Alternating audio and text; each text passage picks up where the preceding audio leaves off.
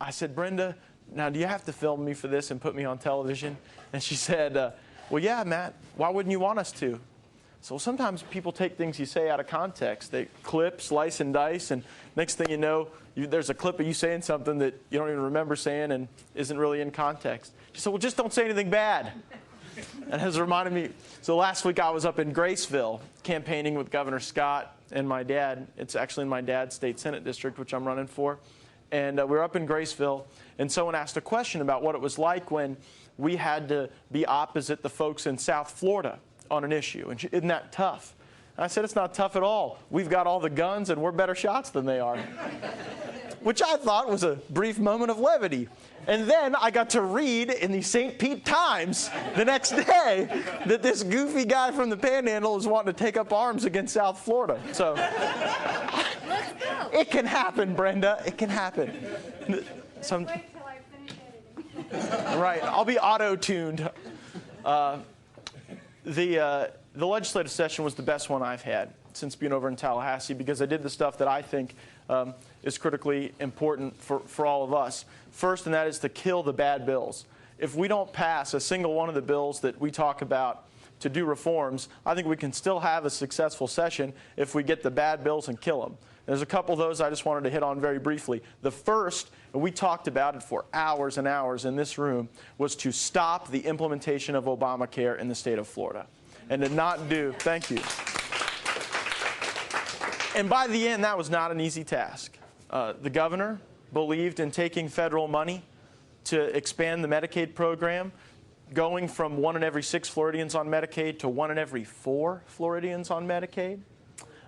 Someone who is married to my mother and my father, the Senate president. He and I disagreed on this issue. Mom was on my side, as you will all understand she generally is. But mother, we had to have a lot of dinners where we were saying, what are you thinking? If we could go back in time and get out of the Medicaid program altogether, that would probably be a good thing for this state, because folks get addicted to that federal money, and then there's no room for innovation. So the governor, the Senate president all believed we should take federal money and expand Medicaid. And a few of us, conservatives that are sent by our Tea Parties, that are sent by our Republican activists, our conservative neighbors, we stood up and said no, and we had the votes. And the Florida House of Representatives blocked Medicaid expansion in the state of Florida, and we've got the votes to block it again next year, and that's what we intend to do. I think that's it. Another bad bill. I hate corporate welfare. You know, I missed the day of Republican camp where everyone had to sign up to give big giveaways to multimillionaires and billionaires. And there was a bill before the legislature this last year. It passed the Florida Senate 4 times, never with your senator's vote. I'm glad Don Gaetz voted no every time. But 4 times the Florida Senate passed a bill that would have given over $290 million to the Miami Dolphins to rebuild their stadium. Now, I love the Miami Dolphins. Mother and I watch Dan Marino about every Sunday together. But I don't think that we ought to take your money and go give it to a billionaire to go build a new stadium. And so we blocked that bill, but we always have to be looking out for these special deals that are really nothing more than corporate welfare. That's not what people that believe in limited government should ever be tolerant of. And you know, I missed the 3 in June, but I've been to the Gay Ellis show on Agenda 21. I've seen the DVDs. I've gotten the homework. I think there were worksheets I didn't turn in afterwards. But one of the things that Gay taught me is that when you have too much of these public-private partnerships, where the government is investing in private businesses, that is part of Agenda 21, and that's not what we believe in. And I think that giving your money to a billionaire, I think that fits right in with the type of thing that we would be against, where the government is investing in a private business. The Florida Chamber of Commerce came out with their ratings, and Senator Gaetz got a 100, and I got a 99. And I had to ask, well, why did I get a 99 and he got 100? And the answer is that I didn't vote for the public-private partnership bill because I learned here with this Tea Party that is often code for entangling the government in the free enterprise system. And so, Gay, I've got a 99. I think of you every time I see my 99. I'm glad. Those were some bad bills we stopped. The next priority is still not passing your own bills. The next priority, in my book, is to go and find bad regulations that are on the books and repeal them. I wish we had a rule in the House of Representatives that you've got to go find some other statute to repeal before you start adding things to the statute book. But let me tell you about two. One, we've talked about ad nauseum, a personal passion of mine, repealing the requirement that 10% of your fuel be ethanol in the state of Florida. And finally, we got that repealed. That was a tough effort. That repeal went into effect July 1. Already in Panama City, there are now 3 Chevron stations that have transitioned over where they're offering unblended fuel. We have a Chevron station in Destin that's offering unblended fuel. I was in Vernon the other day, which I have just recently found, and Vernon even has unblended fuel. And so there are all these opportunities that won't be at once. It'll be gradual. But I think more and more we're going to have a free enterprise system actually driven by the consumer and not by the government trying to dictate the terms of the economy. We repealed that. Another rule that we repealed is more important. And those were the regulations that deal with where hospitals can build trauma centers. And usually when I launch off into the trauma center portion of my remarks, everyone's eyes kind of glaze over. But here's what I didn't know before I was elected. If a private company with no public money wants to make an investment and build a trauma suite so you don't have to fly to Pensacola at Sacred Heart every time there's a bad accident, if they want to do that, they have to go get permission from the Florida Department of Health. And the Florida Department of Health has to tell them that there's enough need in that community. I mean, imagine if we put McDonald's through the same set of rules, where you had to go and ask the government whether or not the government thought it was okay for you to take your own money and build a business. It was nuts. Okaloosa County, we had applied 3 times to get a trauma center in Fort Walton Beach. 3 times the Florida Department of Health said, no, you don't have enough need. And so I went and found those regulations, and the second to last bill that passed the Florida legislature got those off the books, and HCA is committed that within the next 24 months they will be breaking ground on a brand new trauma center at Fort Walton Beach Medical Center. When I'm gone, when I'm done with my service, that may be one of the things I'm proudest of that we were able to do, because we've had tragic results as a result of government over-regulating. I mean, a very tragic case was, I think about a month ago in Crestview, 11-year-old boy flips his ATV when he was out with his dad. Now I know why my mother never let me get on ATVs when I was rolling around here. But he flips his ATV and he was in really bad shape, and they take him to the general store up there in the north end of the county. And the weather was so bad, because you remember about a month ago we had one of those tropical storms out in the Gulf. The weather was so bad they couldn't get a helicopter in the sky. So this little boy died on the way to Pensacola in an ambulance. And I don't know that we would have saved him if we could have gotten him to a trauma center here in Okaloosa County, but he sure would have had a better chance. And we know these things are repeatable. We know there's going to be car accidents. We know there's going to be traumatic events. And if a private company wants to provide care to my citizens, I should never let the government stand in the way. And so that, I think, was an even more important regulation that we repealed off the books. So if we do those things, block the bad bills, repeal the bad ideas that somehow some people have gotten into law. The third thing that we do is look for opportunities for conservative reform.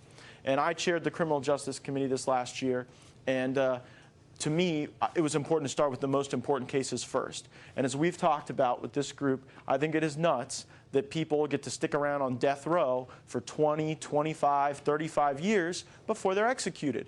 In the state of Florida, we have 403 people on death row today. 155 of them have been there for longer than 20 years. That's an embarrassment. How can we say that we have a justice system that works when it fails so miserably in the most important cases?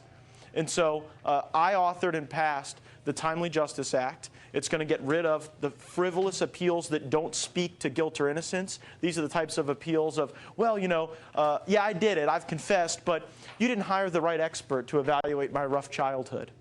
Or my lawyer and I disagreed on strategy and he did it his way, and so even though I've confessed to the crime and I'm not saying I'm innocent, I should get an extra appeal based on that. Those are the kind of things that we don't need to do for decades and decades and re-victimize these families. The Timely Justice Act is now the law, and I'm glad Governor Scott signed it. Thank you. We did some ethics reform. This was a big priority of Senator Gaetz. in Tallahassee, far too often, legislators are benefiting and growing their net worth substantially as a result of their service. And they do so by creating side consulting companies that they just used to go shake people down to pay them to influence their votes. That's what happens. We got rid of that practice. It used to be the law, Mike, in the state of Florida, that you could have a personal financial interest in the outcome of a bill, and you didn't have to disclose that until after the vote. And so we put in our ethics bill, those disclosures have to be ahead of time. And if people violate those laws, now we can hold them accountable. And I'm glad that's a conservative ideal. It was a bipartisan reform. But if you think about it, it's really a conservative concept because we're the ones that believe that you shouldn't have folks that are inappropriately putting their thumb on the scale. We don't want government picking winners and losers. And if you have people in government who are corrupt, then they're going to be more likely to go pick the winners that are their buddies. And you don't truly have a free economy and a fair opportunity for everyone to succeed. That is the very quick and dirty. Oh, wait, I want to talk about education for just a second. And I know we're going to get to Common Core. But let me tell you about another education bill that we got passed, one that I was a part of drafting. And that was the digital learning reforms that we're doing in the state of Florida. And as much as it may irk me that we're being videoed now in our conversation, this is the way that communication is going to happen. I mean, not in the future. I'm talking about now. My generation spends as much time watching videos online as they do watching television.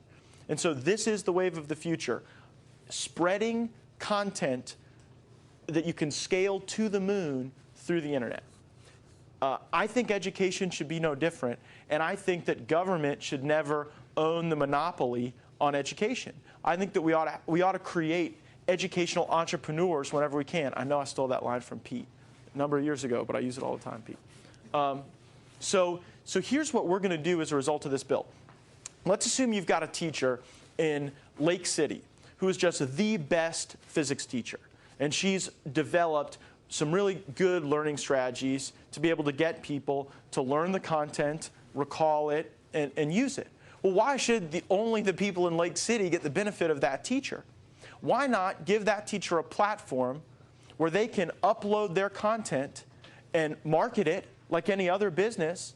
And then if people want to take that class as opposed to burning seat time at Fort Walton Beach High School or Niceville High School, that they can do that. And that teacher would get paid then some portion of the money that's allocated to that student. So dollars would follow the student.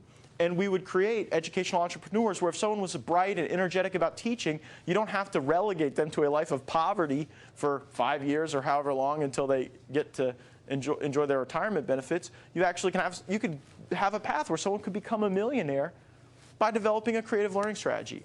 Now, you don't get to create your own standards, and we're going to talk about that. You can't just have your underwater basket weaving class and siphon money away from meaningful education, and you can't have a class where you're just a really good marketer, but the kids don't learn. Matter of fact, we put in the bill that if the kids don't learn the content, then you don't get paid, which ensures that it's quality. But I think that that's a way to decentralize a lot of the educational product that we deliver and to try to have more of a ground-up approach. So those are just some of the bills we did.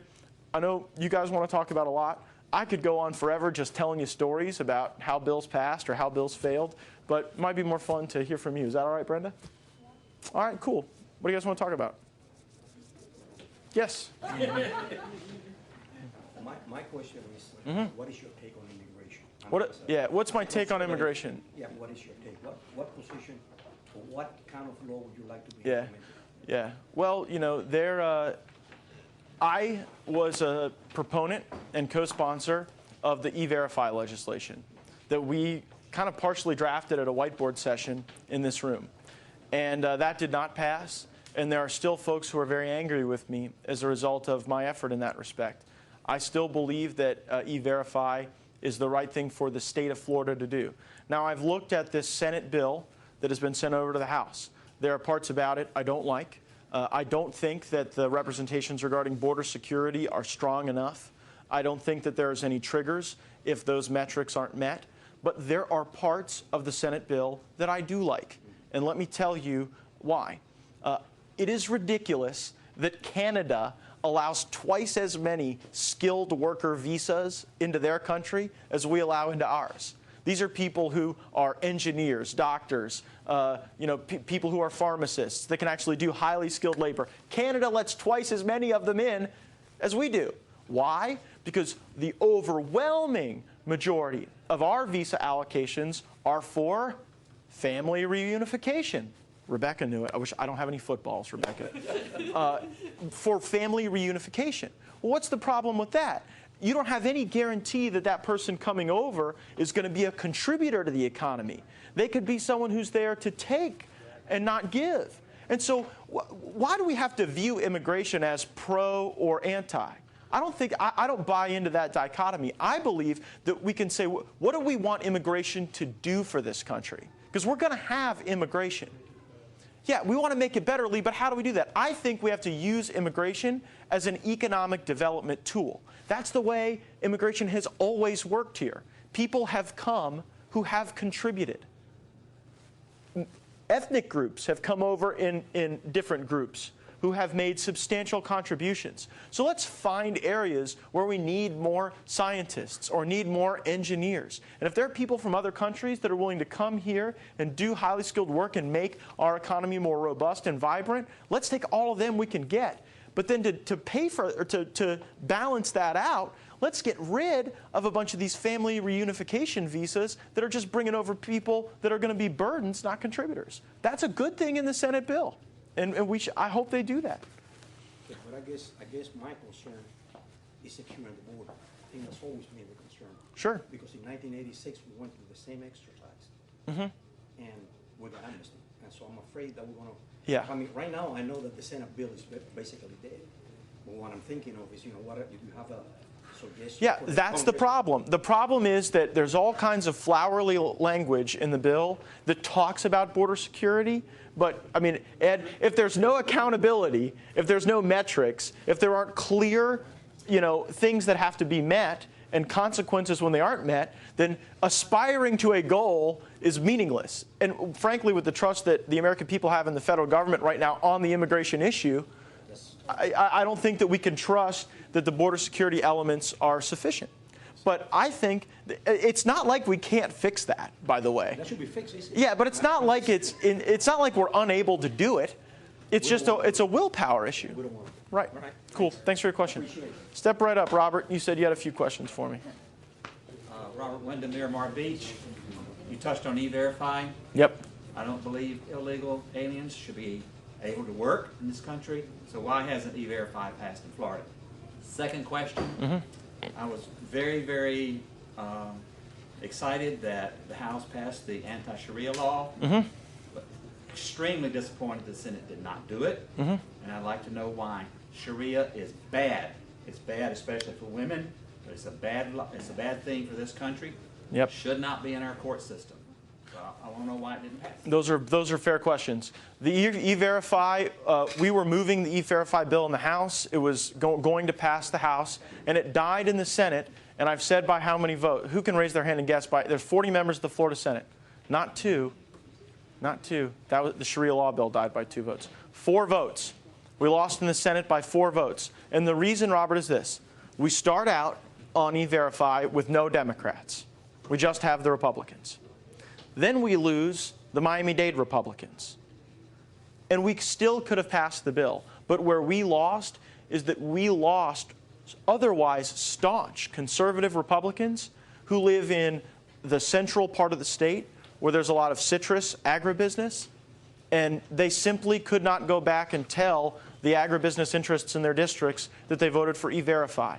So high-ranking conservative Republicans voted no. And when we lost them with the Miami-Dade Republicans, with the Democrats, there weren't the votes. And there are not the votes today to pass E-Verify. I'm glad that E-Verify is being discussed at the national level because I think that there's no reason you couldn't scale E-Verify nationally. The other question was the Sharia law bill. That one was a big disappointment. Representative Larry Metz was the prime sponsor of the Sharia law bill. I was a co-sponsor. He's my seatmate on the floor. We say that's where the Liberty Caucus meets, at our desk. And we had assurances that we had the votes to pass that bill. So we walked over to the Senate preparing to pop the champagne cork and celebrate. And 2 Republicans from Miami-Dade County flipped on us and didn't tell us that they were flipping, and they got persuaded by the family law section of the Florida Bar.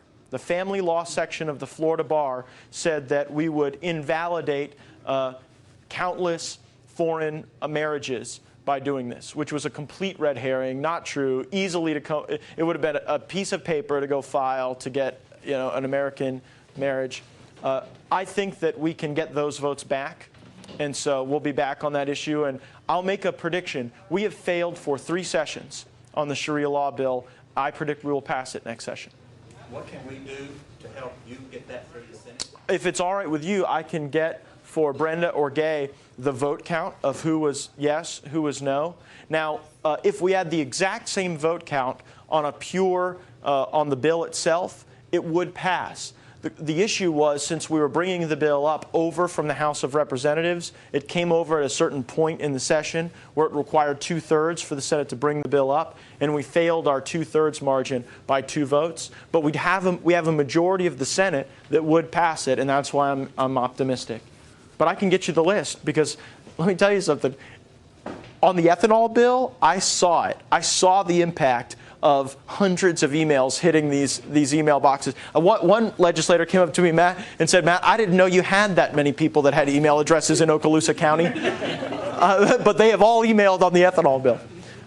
Yes, ma'am. You can also do it through the E-Verify, give us a list. Yes, I can. We know how folks are voting. I can. Now, some of those, that was 2 sessions ago. There's been an election since then. So just when I send it to you, I haven't screwed up. You'll see some of the folks that were Republicans that voted no are not there anymore. This is actually a question that Brenda has for Matt. She's formulated this. She's running the camera right now, so she's asked me to pose this question. The Tea Party is not supporting Common Core standards in Florida across the nation. This morning on the radio, you stated you supported Common Core. You used the word global, which to the Tea Party is fighting words. Remember, this is Brenda. I'm not finished yet. Did she put you up to this, Tony? Did she not want to ask the question? I'm not answering it unless Brenda asks it. You can go stand behind that camera. Hey, Matt, you live around the corner from me. I'll just come over and talk to you when I need you. Common Core standards are no better than what Florida has now and has untold expenses. So why are we changing? Common Core standards are untested and unproven, and only people saying it is good are the people paid by the vendors. Will you sponsor a bill, Matt, to require a test of Common Core before it's implemented? We can use 50 schools using Common Core standards and test with 50 schools using traditional American education, and the rest would stay on the program. Yeah, to do that would require a time machine. So the answer is no to that question. But again, we have to provide some context for my comments on the radio this morning. When I used the word global, I was saying that students who graduate our high schools in the state of Florida have to participate in a global economy. If I am wrong about that, then I guess I'm wrong. But everything indicates that this economy that we live in is not a regional economy. It is not a local economy. It is a global economy. World. It is. World. It is. Well, whatever you want to name it, it's the truth. The world is getting smaller. Our competition is everywhere. And the one, I agreed with many of the things that Debbie said, but I disagreed strongly every time she would say that we don't need to be preparing students for the workforce. I completely disagree with that. And so I think that's an appropriate way to analyze the challenges that we see in education. We do live in a global economy, and we should prepare people to work in it. Now, as it relates to my support for Common Core, here's what I said this morning. The Common Core curriculum has flaws. Every curriculum that we have developed in the state of Florida has required many iterations of refining and adjustment and change, as it should. Never trust any curriculum that any Department of Education drops off. We should always be testing and reviewing. But I support the concept of common, rigorous, high standards that everyone gets measured by. And here's why. If you don't have that, a child that's in Taylor County, Florida, can be a victim of a school district or a powerful teachers union that says, let's just stop measuring. We here got some good schools. And anyone who says otherwise is just being overly critical. Now, I represent some of the best schools in all of Florida. In Okaloosa County, I used to represent the very best in Santa Rosa County. And I want to brag about it. I want scoreboards up everywhere because I want to show how our students are learning better, faster, at a higher clip, at every level, by the way. Low socioeconomic, minority, English as a second language, we are crushing it in Northwest Florida. And so when I go argue for more flexibility at the local level on how to use our dollars where we don't get dimed out by Tallahassee with a bunch of categorical grants, we need the ability to be able to say how we compare to other people. And that's not, I don't think that's offensive to conservatism. I don't think that one owns the mantra to say, I can say what a conservative philosophy is, or I can say even what a Tea Party philosophy is. That's for all of us to decide, and high standards are something that we should support. So, Senator Gaetz and I have sent letters to the Secretary of the Commissioner of Education for the state of Florida saying, curriculum, we've got serious questions, particularly as it relates to history before the Civil War. Your assessment tools on Common Core are flawed. We've got to fix them. But I don't believe that that means that we have to give up on across-the-board accountability. That may make me unpopular as a Tea Party conservative, but it's what I believe. So, one question I want to go back to here, and I don't mean to demean you or anything. That's not what I'm here to do. I hear you. I like you, Matt. I appreciate what you're doing. She had asked a question here. How much have you educated yourself on Common Core? Do you feel you're pretty well schooled No, on it? I don't, and here's why. It is a lot of work to go through all curriculum at all levels, and I'm working on it. The very first kind of red when the warning signs got to a critical level for me was towards the end of the legislative session, and I was so busy trying to get my ethanol bill passed, my repeal of the trauma center regulations, I didn't have time then. So just in the 8 weeks since the legislative session has ended, I've been working on going through the curriculum, and I found problems, which is why already Senator Gaetz and I have sent this letter to the Commissioner of Education. And so we're going to work through those together, and I need you guys as a partner in that effort. But just know that I'm never going to get to the place where I say we should have no standards, no state testing, no national assessments. Let's just let every county or every school district determine whether or not they believe they are doing a good job. So, can I want to close because somebody else probably Sure. wants a question? Well, this is an important topic. I don't mind spending a little time on it. I want to close, but would you then be willing to get more information, like you'd made a comment about with Agenda 21? That was a long, arduous process to get the information, understand everything, and I think you've got a pretty darn good grasp of it. But the same thing with this Common Core issue, so you'd be open to. Oh, yeah. I've gotten a lot of YouTube. Gay has sent me YouTube videos. Sally Dryden in Niceville, she's with the Niceville Tea Party, sent me things. I haven't gotten through everything that I've got so far, but go ahead and send it. In law school, they made me read 100 pages a night, so I'm trained up on how to read a lot. Okay, thank you. Matt at mattgaetz.com, by the way. If you have stuff on Common Core, anything that you feel like you'd like me to read and respond to, I usually do a decent job at getting back to folks on that. Thanks, Matt. Dave. Thank you. Yeah, thank you, Tony. Yeah, hi Matt. I'd like to talk about Obamacare for a minute. And the issue we have is a rather personal story. We've already been notified by our insurer, and it's not some fly-by-night, it's Blue Cross and Blue Shield of Florida, that the policy that we buy for ourselves, individual policies, and that we've had for years and been happy with, will no longer be allowed to be sold because of Obamacare. Now, amongst what we read, it's not making anything other than the Wall Street Journal now, but something like 51% of people buying individual policies in America won't be able to buy the policies that they have now and they've been happy with because they don't meet the Obamacare standards. Now, we've been buying this policy for a long time. We've been happy with this policy. It works for us. My opinion, the Obama people, and we've heard about the employer mandate, and that apparently has been delayed. The individual mandate people are raising a flag about. People aren't raising the flag about. You're going to have to buy insurance, but you can't buy the insurance that you have now and you're happy with. So I guess my question to you is, what can the Florida legislature do to give us more choices, not less? And I'd settle for just having the choices I have now, but apparently that's not going to be the case. And I'll take one more shot with Mr. Obama. He said that if you were happy with your insurance plan, you'd be able to keep it. And I think reading the fine print, he was talking about employer plans, not individual plans. But there are a lot of people with individual plans who are going to have a train wreck because we're hearing like triple our cost. Well, there's two smoke and mirror games going on here. One is the federal government, and the other is the insurer. And frankly, neither one of them are looking out for your best interest. When the federal government says you can keep your plan if you like it, that presupposes that the plan can be offered. The government won't literally divorce you from your plan, but they set up the insurance company to be their pinch hitter to go do that for them. Then when the insurance company says we can't offer you the plan anymore, it's because Obamacare is saying that you have to buy more than what you have. I don't know what kind of plan that you and Rebecca are on, but I presume that it's not the most robust plan that you can buy out there.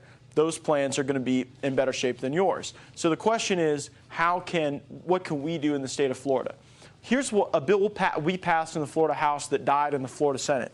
It said that instead of taking any federal money to go do what the federal government wants us to do on health care, we are going to design our own online-based marketplace. Think like the Amazon.com of health insurance, where you can go on to the Amazon.com of health insurance, select the different types of coverage that you want, and literally build your own plan, and then that is your plan. The joke I always tell is that I probably don't need obstetrics care. I would probably leave that one on the shelf. There might be other things that, as a 31-year-old single male, I would want. Now, the flaw or the shortcoming in the bill that the House passed is that it only applied to those people who are on Medicaid, or that Obamacare would have extended Medicaid to. So they get their voucher and then get to select the plan that makes the most sense to them. Does not help you because you are not on Medicaid, and my prediction is you are not two of the 1.2 million people that Medicaid would have been extended to. So for you, you are at the mercy of the federal government as a result of Justice Roberts. So what can we do? You can buy the plan that your insurer offers, or you can go on to some version of Obamacare where no doctor will see you because their reimbursement rates will be too low. So those are the options. It's when the federal government says you have to buy more than you're buying today, and the Supreme Court says that's not a mandate, it's just a tax. Yeah, look, if you go to major urban areas, that's the fastest growing area of medicine, just private cash pay, where they don't take any insurance because of these types of dynamics. The problem is that that's cost prohibitive for many people. Then it's no insurance. It's just pay for care. So, sorry, Dave. I think we're going to hear some howls when people realize what's about to happen. Yeah. Or when it actually happens, maybe we'll hear the howls. Sure. Thank you. Yep. Thanks, Dave. Jamie? Oh, hey. Okay. When you were up in Crestview at the Tea Party up there, you talked about next legislative session bringing up open carry. Yeah. And also if you could talk about citizens insurance too. I wanted to hear your version of open carry. If you could have your way, wave a magic wand, how open carry would work for you in Florida. I think that there should be no distinction between someone's right to carry a concealed weapon and for someone to carry openly. Open carry, does everyone know what I mean when I say open carry? Right now, by the way, those of you who are concealed carry, and I'm going to go ahead and venture to guess it's quite a few of you in this room, if you were to accidentally take a jacket off or have a weapon fall out of a purse, you could be arrested for brandishing. And it's happened in other states where that's occurred. Not in Florida yet, but it's happened. So I think you ought to be able to carry openly. Why not? It's your constitutional right. Why should we have to, almost like we have to hide it and be ashamed of a constitutional right that we're enjoying? One of the reasons that open carry has not passed is that the Florida Sheriff's Association, Florida police chiefs, all are in strong opposition. And these are groups, by the way, that both have made me their legislator of the year for the last year as a result of our tough on crime bills, and this is an issue where we disagree. They say that if you openly carry and someone were to come in this room that was law enforcement, they wouldn't be able to appropriately assess a threat because they would see too many people openly carrying. Now, to which I respond, if you got a lot of people open carrying, you're going to have fewer threats to assess in the first place. So Jamie, I don't intend to have a 40-page bill on the issue. I just want to say if you can get a concealed carry permit, you ought to be able to carry openly. We shouldn't distinguish between the two. Why not make that your choice, not the government's? So just to clarify, though, you would support the requirement to have a license to open carry? Yes, and the reason is otherwise I couldn't pass the bill. I mean, look, I'm with you emotionally on constitutional carry, but we would have like no chance. And I tell you that as your representative. I hope with this group I have a reputation of being pretty candid about where we got a shot and where we don't, and we could not do that.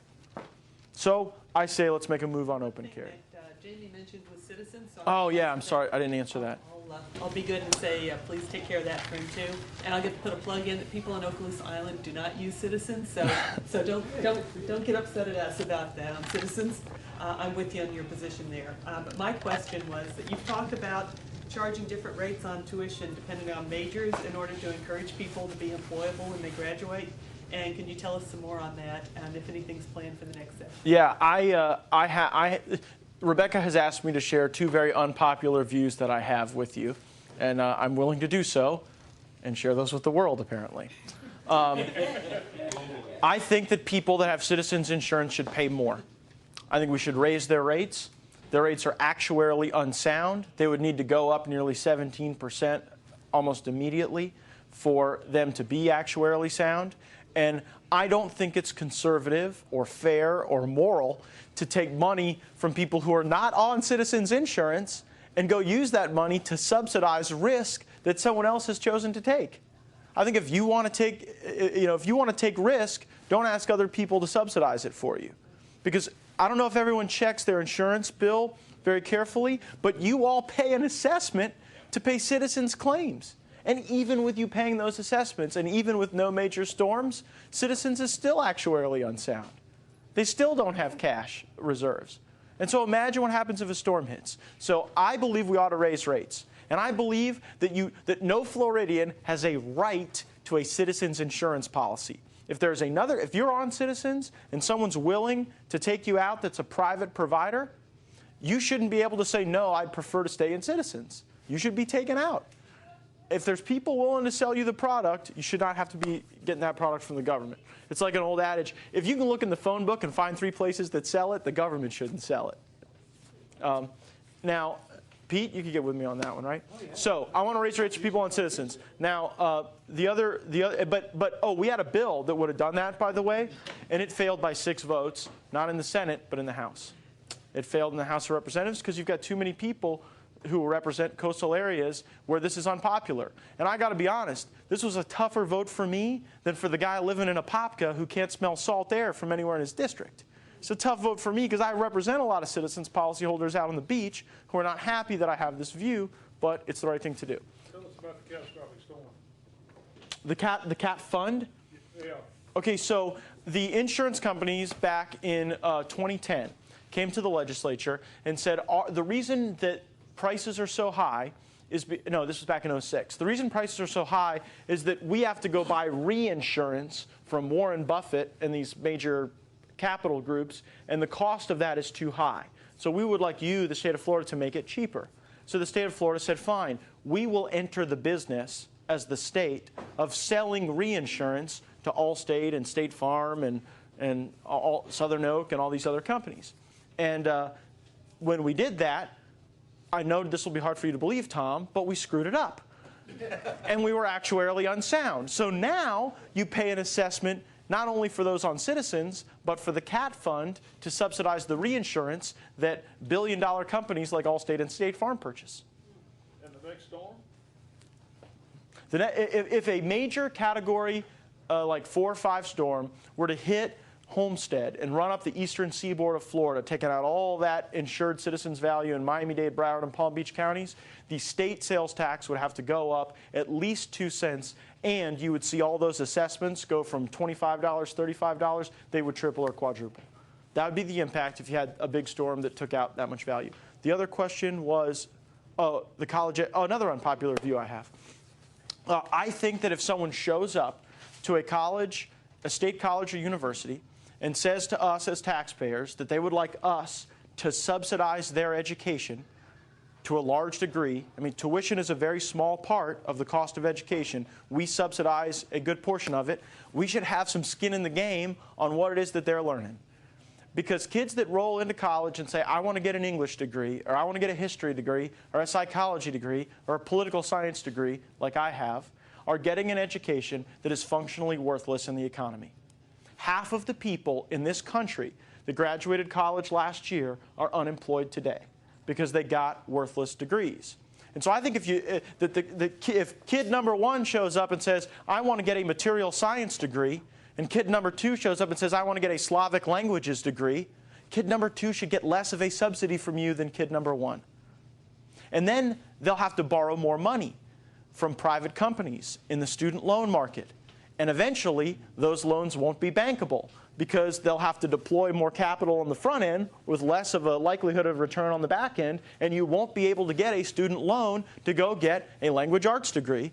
And we could direct more people into the areas where they can actually get jobs. So, quick follow-up on that point. Who would make that decision on like what's considered an acceptable degree, what's not? And on a separate point, regarding the ethanol repeal, correct me if I'm wrong, but isn't there a federal ethanol requirement that kind of overtakes the state repeal of it, which in effect still requires that ethanol? Well, on ethanol, there's a distinction. There's a federal production mandate. A certain number of gallons in the fuel stream in the country have to be blended with ethanol. But we in Florida don't have to use the blended fuel. We can use what's left in the market that's unblended. So is there going to be, if you looked at the total universe of fuel supply in this country, a heck of a lot of ethanol? Yes. But in Florida, we can carve out more consumer choice by not mandating that our citizens actually use the blended fuel. My hope is that if more states will go and repeal their ethanol requirements, that someone in Washington will get their head on straight and actually try to repeal some of the federal production requirements. But a production requirement is distinct from a consumption requirement. The other question about who would make those decisions, I don't know. I mean, it would be evolving because the degrees that are most relevant today weren't the degrees that were the most relevant 30 years ago.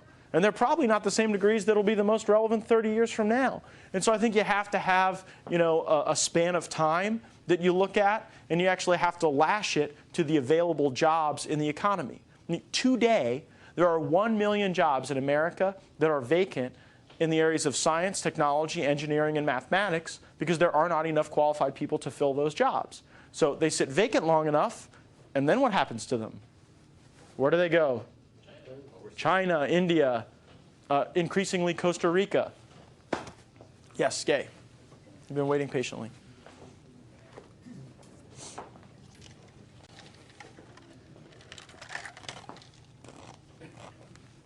Back to Common Core. Besides the fact that it's being pushed by a cabal of globalists, are you aware that Common Core refers to students as human capital? And the other thing is, this was put into place, I believe, before Governor Scott was elected. Okay. I would like to know the name of the person that made that decision and how that fits into representative government. The first issue about human capital, I've heard that term before. It's not one that is just overtly offensive to me. I think I consider all of us human capital in one way or another because we're all contributing or participating to some degree in the economy. As to who originally authored that legislation. I don't know the name. There was no legislation. Oh no, I think I recall. I think it might have been Representative Simmons, who's now Senator Simmons, who did the bill that provided the grants of authority to the Department of Education to go and develop these concepts. So there had to be implementing legislation, and there was. But I think it was Simmons, but I just am not certain. I would have to go look at that. It was before I was in the legislature as well. Okay. And also, are you aware that our current Education Commissioner, Tony Bennett, not the singer, Right. He'd be singing that when. he was fired from the state of Indiana. The good people of Indiana, because it is an elected position in Indiana, he was fired from that position by the people of Indiana, and then Governor Scott brought him aboard. I did not know that he had lost an election. To me, I was very sad when Secretary Robinson left. He was dynamite. He was from Virginia. And when he left because they screwed up some scorings on some tests, and it was kind of a scandal. I thought that was unfortunate that he had to take the fall for that, because he was a pretty provocative thinker. Jamie, nobody else wants round. Well, wait, Pete hadn't gotten round one yet, so can we let Pete do round one? Okay, good. Good. Before people start singing their second chorus. Thanks, Matt. A lot of the issues that have been brought up here tonight deal in a way with competition, about government intervention which stops competition. We've talked about it in insurance. We've talked about it in education. We've talked about it in healthcare. I would like to talk about government intervention in the field of competition in politics. Now, something which has been affecting me, you know I'm in an opposition party. One of the things which has just recently hit us increasingly more, we're having more and more people being affected by this, is that a law was amended on section 99.021, which said that if you're within 365 days, a full year, of the qualifying date for the position that you want to run for, you can't switch parties. If you do, you now either have to run as a no-party affiliate, or you can't run at all, or you have to stick with the party that you were originally on. I'd like to ask you, in the sense of competition, what business is it of the state to go ahead and tell people what party they have to be in, and then to go ahead and limit them by law that they can't run on another ticket, that they can't change? Well, you know the answer to that question, Pete. You know exactly why we did it. It's the maintenance of power, is what it is. No. Of course. No, it was more carnal than that. It was vindictive. And who are we getting back at? Charlie Crist. Thank you, Tom. Thank you. You know, look, there was a certain amount of frustration with Charlie Crist deciding you could change parties, you know, as often as people change their underwear, and that was creating, you know, an odd dynamic with the electorate. But I can't argue the point you made. I mean, as I stand here thinking about it, no one really cast it that way. I voted for it because I thought it was sticking it to Charlie Crist. Well, what you're doing is you're sticking it to all the third parties. Yeah, but no one talked to me about that. That's a really good point. That's a good point. So can I take it that you'd support the idea of repealing that particular section? Good Lord, no. Then they'd think I was trying to help Charlie out. We don't know what party he's going to run for next. He may be a Whig. No. I mean, no, look, give me time to think about it, because I really do think, all joking aside, you make a good point that it's... It's not the business of the state to tell people what party. Well, yeah, and so the argument that I would make, right, just in arguendo with you here is, well, you don't want people to have the opportunity to confuse the electorate, which is a bad argument, because you would clearly respond, that's what campaigns are for. If someone wants to make an issue... And if you want to hold people accountable, they can make a contract. That's why I can't make the arguments that I want to make against you, because your arguments back, you're smart enough to make them, and I agree with them. So it puts me at a loss. All right. I'll check back later. No, but honestly, I'll take a look at it. I do. All right, thanks. You always bring up good points. But I'd never heard it cast that way. Okay. All right, Jamie, I'll give you 3 minutes, man. Oh, I don't even need 3 minutes. All right. Maybe 30 seconds. Okay. Your comments about education bring up a perfect example of why I lent you the book that I lent you. F.A. Hayek's Road to Serfdom. Everybody check it out if you haven't already. Okay. More government intervention to stand up and artificially reinforce the government intervention that has already happened. The example that you brought up with education, for example, The government's already interfering in the marketplace with education in college, and now in order to justify that, we would have to interfere even more by hiring some bureaucrats or some type of board or some type of intervention in order to pick what degrees are going to be acceptable to warrant the government subsidy for our tax money to go to. Oh, well, I'm sorry. I didn't mean to interrupt you. So that's the problem. It's cyclistic and it's progressive. And the more we interfere, the more we have to interfere, and the more we have to interfere, and the more we have to interfere in order to keep holding up our house of cards. No, I would not cast it that way. So if I'm the government and I'm subsidizing Tom and Terry's education, their higher education, I'm subsidizing both.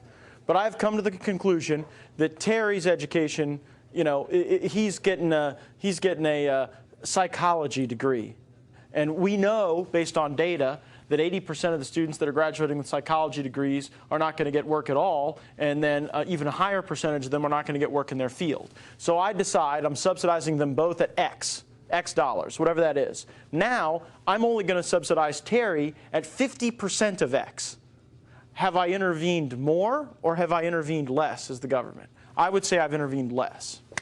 So here's the if I never talk politics with the group, but I'm going to take a moment of privilege. Do you mind if I talk just a little bit of politics? We only got 5 minutes left. So I'm running for the Florida Senate, and it has been a weird experience because I love the job I have now, being the criminal justice chairman, being your state representative, and I was not looking for an election 3 years from now. Good Lord, people aren't even running for president yet for the 2016 election. After the legislative, or right before the legislative session, actually, like 5 weeks before, a fellow out of Bay County, who I think very highly of, named Jimmy Petronis, filed to run for that Senate seat. And I was totally caught kind of flat-footed, to be honest with you. And so I just focused on the legislative session, put my blinders on, got our bills passed, got some stuff repealed, killed some bills. And when the legislative session was over, Representative Petronis had raised $100,000 in his account. And so I had people calling me saying, Matt, if you ever want to serve in that capacity and talk about these things that we care about and bring these ideas to the Senate where, Robert, too many good reforms are dying, like the Sharia law, like a number of other bills, then you've got to announce now. And so I said, okay, and so I announced for the Senate because largely as a reaction to my friend, Representative Petronis. And so then we started raising funds. And thank you, because there's many of you here who have been a part of helping us gather funds. And at the end of 7 weeks, when I had to report our numbers, we raised more money than anyone in the entire state of Florida. We raised $250,000 in 7 weeks. No one running for the Senate in the entire state raised that much. But that's not what I'm proudest of. Nobody running for the Florida Senate has more donors that live in their district than I do. Nobody running for the Florida Senate has as many contributors that have given $100 or less than I do. Matter of fact, if you add up the next 3 people, they don't have as many small dollar donors as I have. Now, I think that somebody that sends me $50 in the mail and says, good luck, man, they're with us. They think like we think more than the lobbyist that goes and says, hey, Matt, you've been good at eliminating hospital regulations. Here's $5 grand from the hospitals. That individual that sent me $50, that's what this is about. And so we announced that. Well, then my buddy Representative Petronis drops out of the race and decides that he wants to spend more time not campaigning but with his family, which I understand. And so now here I am out running for the Florida Senate for an election that is 3 years from now. And I want to tell you this, because really you're the people who gave me the chance to go serve in the first place in the House when I was just a 27-year-old lawyer running against four other people with a heck of a lot more experience than me. I am laser focused on this job. If I never get to serve in the Senate or be a senator, this work we are doing is critically important. And even when we lose, like we lose on the citizens thing or lose on an immigration e-verify thing, this is important. And I don't want you for a moment to think that I'm more focused on a job down the road than this job I have now. It's just politics generates these strange circumstances. And so to those of you who have helped me in that effort, I'm grateful. I expect that very soon someone else will announce an intention to run for that seat. I think elections are good, Pete. I don't like, I mean, I guess being unopposed ain't the worst thing in the world, but it's not the best thing either, because when you have competition in elections, that forces you to actually say what you believe in. And I think that's a good thing for you all to know in any office. And so I'll have a campaign. I hope that you all who will continue to support me emotionally, when I send you emails, financially, politically, and otherwise, because we're making progress. I mean, we really are. We're creating an environment where the free enterprise system has more of an opportunity to thrive. You know, we're starting to talk about the real conservative principles, not being a sellout to big business, not being a sellout to the insurance companies, but like the real free market, everybody gets a fair shake principles that made this country great. And so let's keep doing it. Thank you all very much.